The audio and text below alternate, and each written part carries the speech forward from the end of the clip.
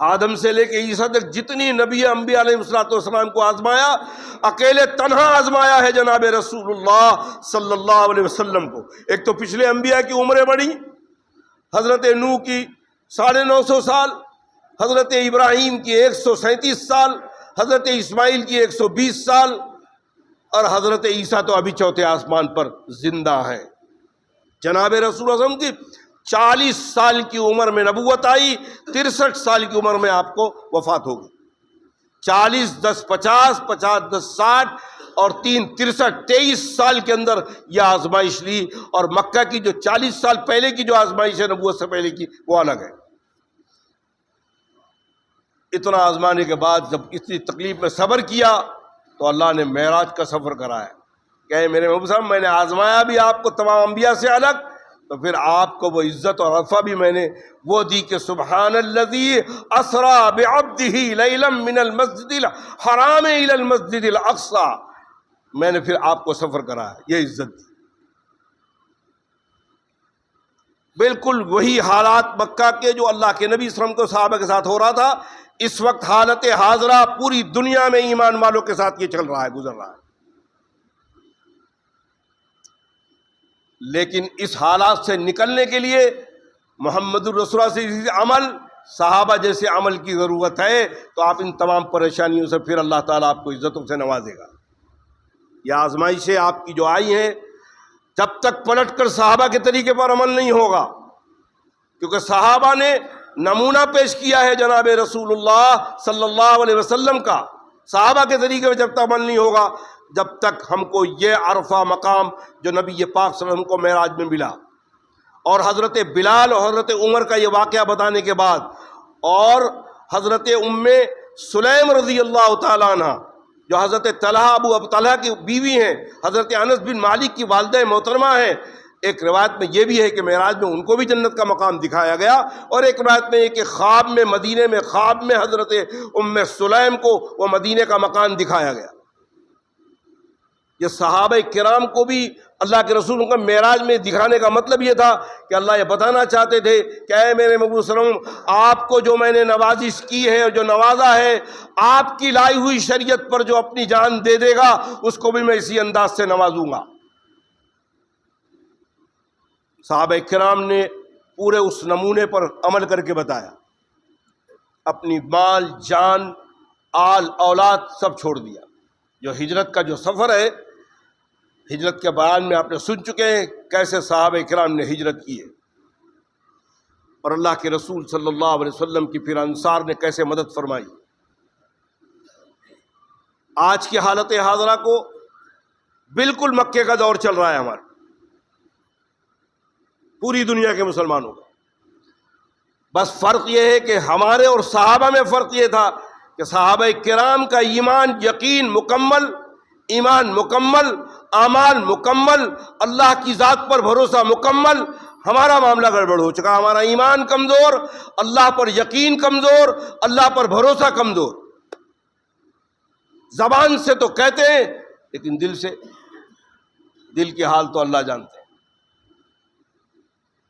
اللہ کے نبی فرماتے گئے لوگوں، تمہیں اللہ پر اگر یقین، جس طرح پرندوں کو یقین ہے اس انداز سے تم اگر یقین کرو، پرندے اپنے گھونسلے سے بھوکے نکلتے ہیں لیکن شام کو جب اپنے گھونسلے جاتے ہیں پیٹ بھرا ہوا جاتا ہے۔ اللہ ایسے رزاق ہے، اللہ ایسے رزاق ہے۔ بندہ رزق حلال کی سبیل پیدا کرے، حرام کی کمائی 1 کروڑ کما رہا ہو اور حلال والا 10,000 کما رہا ہو، وہ 1 کروڑ کمانے والے کو چین نصیب نہیں ہوگا جو اللہ اس 10,000 والے کو سکون و برکت اور چین نصیب فرمائیں گے۔ دیکھ لیں آپ، عام طور پر دیکھ لیں کیا معاملہ ہے۔ اور میں نے آپ کو پہلے ہی بتایا تھا کہ عجیب انسان کی زندگی اللہ نے رکھی ہے، خالی ہاتھ آتا ہے، خالی ہاتھ جاتا ہے، آتے وقت کچھ لے کے نہیں آتا، جاتے وقت کچھ لے کے نہیں جاتا، اور پھر یہ بیچ کی زندگیوں کے اندر عزت کماتا ہے، کمائی کماتا ہے، کہیں حرام کی کمائی کما رہا ہے، کہیں حلال کی کمائی کر رہا ہے، لیکن جائے گا خالی ہاتھ۔ دیکھ رہے ہیں آپ، 2 دن پہلے آپ کے مہاراشٹر کے نائب وزیر اعلیٰ کروڑوں کی پراپرٹی جس پر پرائم منسٹر نے 70,000 کروڑ کا الزام لگایا تھا. خود کا وہ جو فلائٹ جو پلین جو کرش ہوا ہے 50 کروڑ کا 40 سے 50 کروڑ کا فلائٹ اور پلین تھا. جو سیکورٹی گارڈ خود کا گارڈ موجود ہے, 2 پائلٹ ایک موجود ہے, وہ موجود ہے, یہ سب ان کی حفاظت کے لیے گئے. سب کو اللہ نے ایک ساتھ سے اپنی قدرت بتایا, انکا علیم قدیر, اللہ جو چاہتے وہ کرتے ہیں. یہ عبرت ایمان والوں کے لیے ہے. یہ تمام واقعات جو گزر رہے ہیں, زلزلے آتے ہیں, سیلاب آتے ہیں, طوفان آتے ہیں, ہمارے لیے تنبیہ ہے کہ اے میرے بندو اب بھی توبہ کر لو, اب بھی آ جاؤ میرے محبوب کے طریقے پر, میرے صحابہ کی جماعت کے طریقے پر آ جاؤ, انشاءاللہ تم ہی کامیاب رہو گے. وانتم الاعلون ان کنتم مومنین, تم ہی غالب اور کامیاب رہو گے. لیکن شرط لگایا ہے کہ مومنین. ہم ابھی تک مسلمان نہیں بنے, مومنین تو بہت دور کی بات ہے. ان المسلمین والمسلمات والمومنین والمومنات, ہم صرف اسلام قبول کر لیے ہیں, اللہ کی وحدانیت کو مان لیے ہیں, نبی پاک صلی اللہ علیہ وسلم کی رسالت کو مان لیے ہیں, صرف مانا ہے, اس پر عمل نہیں ہے ہمارا. اللہ ہم سب پہ رحم فرمائے. اور جب تک امت پلٹ کر اس مان کو عمل پر نہیں آئے گی, جب تک کامیابی نصیب نہیں ہوگی. آج امت کا حال دیکھ رہے ہیں آپ.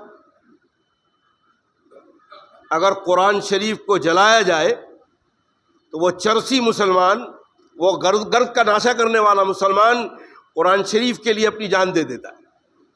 دیکھا واقعہ کتنا ہے. بلکہ ایسے وقت میں ہم داڑھی والے اور نمازی لوگ روکتے رہتے, وہ بیچارے اپنی جان دے دیتے. ان کو روکتے رہو, ارے جان دیجئے مولوی صاحب, ہماری جو زندگی گناہ میں گئی ہے, آج قرآن کی عزت کی بات ہے, اللہ کے نبی کی عصمت کی بات ہے, آج تو ہمیں جان دے دینے دیں. کتنا ایمان کمزور ہے.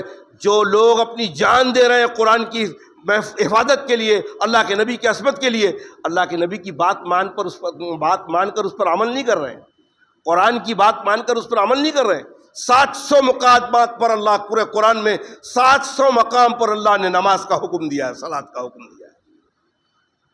مسلمانوں کا کتنا بڑا طبقہ نمازی ہے. فجر کی نماز میں کتنی مسجدوں کے اندر صفیں ہو رہی ہیں. جمعہ میں تو بہت پبلک نظر آتی ہے. یہود و نصارہ کے بڑے بڑے پوپ جو پادری ہیں, آج بھی ان کو یقین ہے اور اپنے ان یہود و نصارہ کے اس پوپ پہ بیان کرتے ہیں, جس دن مسلمانوں کو اللہ نے ہدایت دے دی اور فجر کے وقت ایسا مجمع مسجدوں کے اندر ہو جیسے جمعہ میں ہوتا ہے, یہودیت اور نصرانیت دنیا سے ختم ہو جائے گی. کیا کر رہی ہے امت مسلمہ؟ کیا کر رہے ہیں ہم؟ کیا کر رہے ہیں ہمارے وائز؟ کیا کر رہے ہیں مقرر؟ یہ جمعہ کا خطاب کیوں دیا جا رہا ہے؟ اللہ کے نبی کا دین زندہ ہو رہا ہے, اللہ کے نبی کی سنت زندہ ہو رہی ہے. ہمارے گھروں میں, آپ کے گھروں میں ہے, آپ کا گھر معاشرہ دین اسلام کا ہے, آپ کے گھروں میں قرآن کی تلاوت ہو رہی ہے. اور اگر ہو بھی رہی ہے تو کسی مولانا نے بتا دیا کہ سورہ فاتحہ پڑھو تو روزی میں برکت ہوگی, تو روزی میں برکت کے لیے پڑھ رہے ہیں, اللہ واسطے پڑھ نہیں رہے ہیں. اللہ ہم سب پر رحم فرمائے. ظاہر بات ہے, بالکل وہ مکے کا دور ہمارے پہ پوری امت مسلمہ, پوری دنیا کا حال ہے. یورپ, چین, امریکہ, رشیا, یہ سارے لوگوں کی تہذیب و تمدن ایسا تہذیب نکالا ہے کہ سارا مسلم معاشرہ اس مغربی تہذیب میں ملوث ہو چکا ہے. ان کو محمد رسول کی تہذیب اچھی نہیں لگتی, ان کو صحابہ کی تہذیب اچھی نہیں لگتی, ان کو حضرت حسین کی تہذیب, حضرت حسن کی تہذیب اچھی نہیں لگتی, مغربی تہذیب اچھی لگتی ہے. اور جب تک ہمیں محمد رسول کی تہذیب اچھی نہیں لگے گی, یہی حال ہمارا ہوگا. ہم اس دنیا میں عزت اور رفعت چاہتے ہیں, ہمیں محمد رسول کے طریقے کو پسند کرنا پڑے گا اور اس پہ حتی الامکان کوشش کرنا پڑے گا چلنے کی توفیق کوشش آپ کریں, انشاءاللہ توفیق پورا اللہ رب العالمین عطا فرمائے گا انشاءاللہ. لیکن چلنا تو آپ کو پڑے گا. بہت باغیرت ہے اللہ آپ کو, اللہ چاہتے تو ہم سب کو کھڑے ہو جاتے اور خود ہی رکوع میں چلے جاتے اور خود عزت میں چلاتے, تو آپ کو اجر کیا ملتا؟ انسان کو اجر کس بات کا ہے؟ فَأَلْهَمَهَا فُجُورَهَا وَتَقْوَاهَا, ہم نے فرما برداری اور نافرمانی کا مادہ پیدا کر دیا ہے اس کے اندر. فرشتوں کے اندر نافرمانی کا مادہ نہیں ہے، شیطان کی قوم میں نافرمانی ہی نافرمانی ہے، انسان کو ہم نے بیچ سے نکالا ہے، اس کے اندر دونوں مادہ رکھا ہے، نافرمانی کا مادہ بھی رکھا ہے اور فرمانبرداری کا مادہ رکھا ہے۔ اگر فرمانبرداری کرنے پر آ جائے گا تو فرشتوں سے زیادہ ہم ان کو اعلیٰ مقام عطا فرمائیں۔ پھر اللہ کے نبی نے ایک پیغام اور دیا معراج میں کہ جب معراج سے میں جب چلا، ہر فرشتے سے مجھے ملاقات ہوتی تھی، ہر فرشتہ مجھے ایک پیغام دیتا تھا کہ یا رسول اللہ صلی اللہ علیہ وسلم، آپ کی امت کے لیے علاج کا بہترین طریقہ حجامہ ہے، جو سینگ لگائی جاتی ہے۔ اللہ کے رسول صلی اللہ علیہ وسلم حجامہ کرتے تھے، وہ گندا خون نکالا جاتا، فرشتے پوری فرشتوں کے اندر پیغام دیا جا رہا ہے حضور کو کہ حجامہ کیا جائے، علاج کیا جائے۔ اسی معراج میں آپ کو دجال دکھایا گیا، جہنم کنارے وہ بھی کھڑا تھا، اس کی دائیں آنکھ انگور کی طرح، انگور کے دانے کی طرح باہر تھی۔ جبریل سے پوچھا کون ہے؟ فرمایا یہ مسیح الدجال، یہ دجال ہے، اور ہم دجالی دور میں چل رہے ہیں۔ اللہ ہم سب پر رحم فرمائے۔ دنیا کا سب سے متبرک جگہ مکہ اور مدینہ، آج کیا ہو رہا ہے؟ سعودی گورنمنٹ بزنس کر رہی ہے، تعلقات کر رہے ہیں، مہینے میں 1-1 کروڑ ویزا نکل رہا ہے عمرہ کا، بھاؤ بڑھتے جا رہا ہے، معاملہ ہوتے جا رہا ہے، انجام یہ ہو رہا ہے، بدنصیبی چل رہی ہے۔ ریاض الجنہ میں جانے کے لیے موبائل سے نمبر لو، کسی کو 4 مرتبہ ریاض الجنہ بیٹھنے مل جاتا ہے، کسی کو 1 مرتبہ بھی نہیں ملتا ہے۔ میں جب ابھی پچھلے مرتبہ جب عمرہ گیا تھا تو ایک عرب مل گئے تھے وہاں، وہ اردو جانتے تھے، بیچارے پڑھتے تھے، ایک ہوٹل میں بیٹھ کے بات چیت کر رہے تھے، انہوں نے بتایا کہ آپ کو پتہ ہے سعودی عرب کا ایک حاجی اور عمرہ کرنے والا جب آتا ہے، ایک حاجی اور ایک عمرہ کرنے والے کے پیچھے کم سے کم 20 سے 25 ریال اسرائیل کماتا ہے، اور دوسری جگہوں میں بائیکاٹ ہوتا ہے، کوکا کولا کا، پیپسی کا۔ یہ جب مکہ مدینہ عمرے میں جاتا ہے، جب دیکھتا ہے وہ پیپسی اور وہ وہاں مل رہا ہے تو پھر وہ یہاں آنے کے بعد وہ بائیکاٹ کا بھی انکار کر دیتا ہے۔ یہ متبرک جگہ کا حال ہے۔ دنیا وہاں بھی غالب آ گئی ہے، وہاں بھی خدمت تو بہت اچھی کر رہے ہیں، اللہ ان کی خدمتوں کی وجہ سے اللہ ان کو ہدایت دے، لیکن معاملہ یہ ہے کہ امت مسلمہ کا پورا بکھاڑا جو معاملہ ختم ہے۔ اور اللہ نے پھر یہ معراج اور اقصیٰ کے اندر مسجد اقصیٰ کی تولیت مسلمانوں کو دی تھی۔ فاروق اعظم بغیر لڑے فتح کیا تھا مسجد اقصیٰ کو۔ یہ اس بات کا ثبوت ہے کہ آپ قیامت تک مسجد اقصیٰ کی بھی تولیت مسلمان کرے گا۔ یہ تو غاصب اسرائیل نے اس انداز سے قبضہ کر کے رکھا ہے۔ اللہ کرے ان غاصب لوگوں سے اللہ تعالیٰ بیت المقدس کو مسلمانوں کے حوالے فرمائے، اور ان مسلمانوں کی، ان اللہ کے بندوں کی قربانی کو اللہ قبول فرمائے۔